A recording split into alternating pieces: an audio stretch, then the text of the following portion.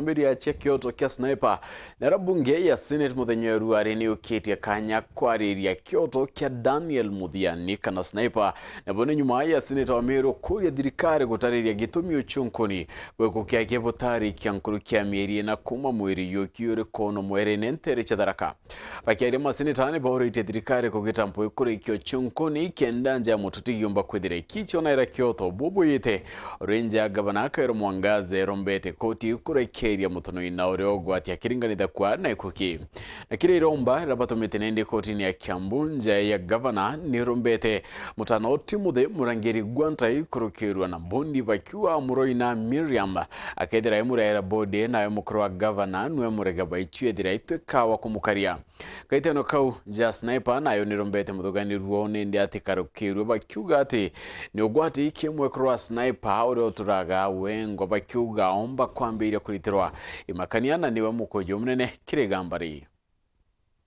Lies pursuant to Standing Order 53-1 to seek a statement from the Standing Committee on National Security, Defense and Foreign Relations on the abduction, torture and execution of the Meru-based blogger Daniel Bernard Muthiani, alias Sniper, who disappeared from Meru County on 2nd December 2023 and whose mutilated body was found dumped in River Mutonga in the Rakanidi County on 16th December 2023.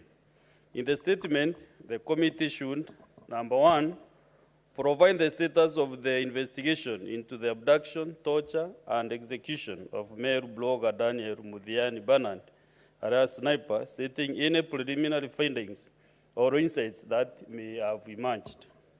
Number two, Honorable Speaker, to clarify the reasons behind the significant delay in concluding the investigation or the absence of public updates on its progress, given the widespread concern and the urgency with which Bernard's family seeks closure. And the third one and the last one, Honorable Speaker, the committee should outline the specific actions and measures the government intends to implement to address and prevent the escalating incidents of harassment, intimidation, and violence against journalists and political bloggers in Meru County. Thank you, Honorable Speaker. I am sad, Mr. Speaker, and I want to empathize with my brother, Deputy Speaker, Senator Katurin Murungi. Mr. Speaker, the brother, the relatives of the governor of Meru have been arrested. Up to now, the body of Sniper or the family have not buried Sniper. What is the police fearing to go for the big fish in arresting the perpetrators, the killers of Sniper, Mr. Speaker? Mr. Speaker, I want to challenge my brother, Professor Senator Kithure Kindiki, the Majority Leader Emeritus, that he should go beyond arresting small fish in finding we need the financials. We need to be told why Sniper was being called by people connected to the governor. And what's why Sniper doing in the governor's residence, where he was found, Mr. Speaker, when he had been killed a few hours later, Mr. Speaker. Mr. Speaker, I hope the Committee of National Security must come strongly, Mr. Speaker.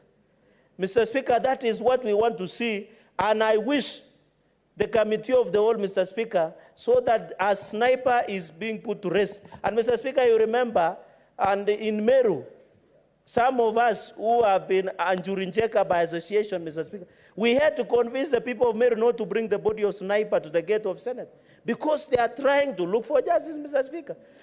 Mr. Speaker, it breaks my heart as a mother of sons to see that our children, our young men, who are creating employment for themselves by content creation and becoming bloggers, being abducted and killed, and no serious immediate action is taken.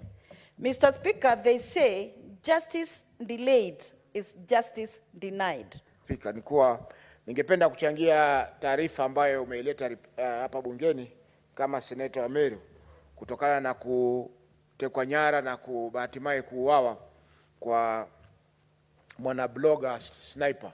Mheshimiwa Speaker, ni jambo la kusikitisha kwamba hivi sasa ambapo tuna serikali ya Kenya Kwanza mpya bado watu wanauliwa kiholela. Mheshimiwa Spika, hili jambo la kuua watu kiholela limekuwa likitokea na serikali zilizopita, lakini mpaka sasa donda sugu hili halijaweza kutibiwa na wananchi wa Kenya wakaishi kwa amani kama inavyosema katiba. This is something that was happening way back in the 70s and 80s when we were under one party rule.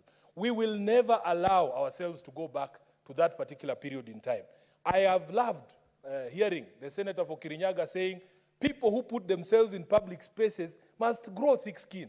That is exactly what I was trying to say yesterday, that in fact, even in this house, people who have had experience in politics of the types of the president doesn't need to be protected from hecklers, Mr. Speaker. So when I see the CS for Interior, instead of looking for the people who killed Sniper in Meru, he's going to look for the people who heckled the president in Bomet. Mr. Speaker, my reading and understanding of Article 33 puts only 3 limitations on the freedom of speech. And I can read them out here for record, Mr. Speaker.